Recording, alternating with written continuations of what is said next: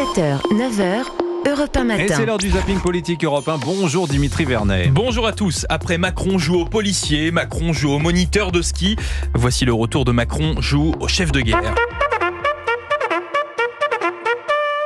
La guerre est revenue sur notre sol. Des puissances devenues inarrêtables sont en train d'étendre la menace, chaque jour de nous attaquer nous-mêmes davantage. Et il nous faudra être à la hauteur de l'histoire. Il conviendra de ne pas être lâche. Tu pousses le bouchon un peu trop loin, Maurice. Maurice, véritable cavalier de l'apocalypse. L'amour du risque, c'est la passion explosive. La mort, le feu de l'éclair. Un cavalier qui, rappelez-vous, disait ça en 2017. Il n'y a d'ailleurs pas une culture française. Il y a une culture en France. Elle est diverse. Archive importante pour comprendre le fond de la nouvelle polémique.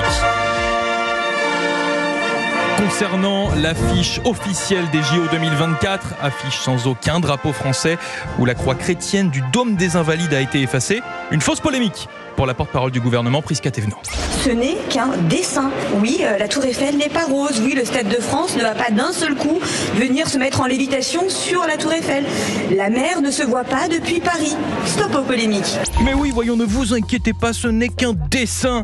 Ah là là, allez, un petit peu de fond. François-Xavier Bellamy était sur BFM TV.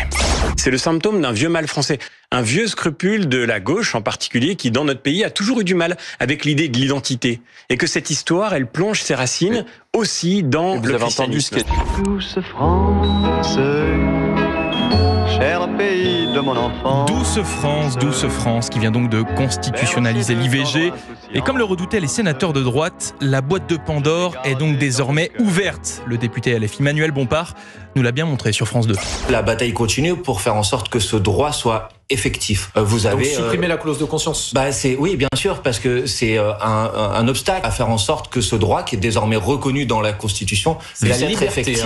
Et la clause des consciences des médecins, je précise. Oui, en moins de 24 heures, la loi Veil et son équilibre tanguent déjà. Les mots de Gabriel Attal lors du Congrès sonnent bien différemment aujourd'hui. Rien, plus rien ne peut arrêter la marche du progrès. Allez, on termine avec l'héritière de Simone Veil, Mathilde Panot. Oui, elle s'auto-surnomme comme ça. L'insoumise, pas vraiment en forme sur Public Sénat. Je dis merci aux associations droits inscrits dans la Constitution, ce qui veut dire qu'il y aurait eu. Je rappelle que lors de les élections présidentielles, Jean-Luc Mélenchon, notre candidat à la présidentielle, suite au non-respect de cadres collectifs, donc elle a toujours resté dans le groupe. Beaucoup d'hésitations, de fautes de français. C'est la fatigue, ça. La fatigue, ouais. Non. Tout ça n'est pas arrivé par hasard, Dimitri. La députée est devenue fébrile après une question du journaliste. Oui, on se serait vraiment cru dans un jeu télé. Vous appelez à la reconnaissance par la France de l'État de Palestine. Cet État de Palestine, il se situe à l'est ou à l'ouest du Jourdain?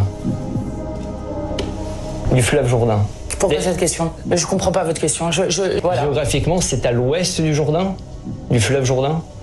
Mais je ne sais pas, en fait, je ne sais pas ce que vous essayez de me faire dire. Géographiquement, vous le situez où, cet État de Palestine?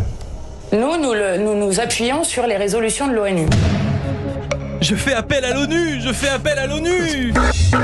C'est bizarre, je pensais pourtant que Simone Veil était forte en géographie.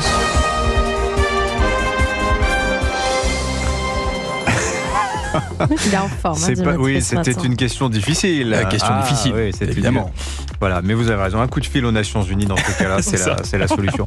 L'appel à un ami toujours. Oui, écoutez, merci beaucoup Dimitri Vernet. Toujours un plaisir. Demain, c'est Jérôme Béglé qui officiera.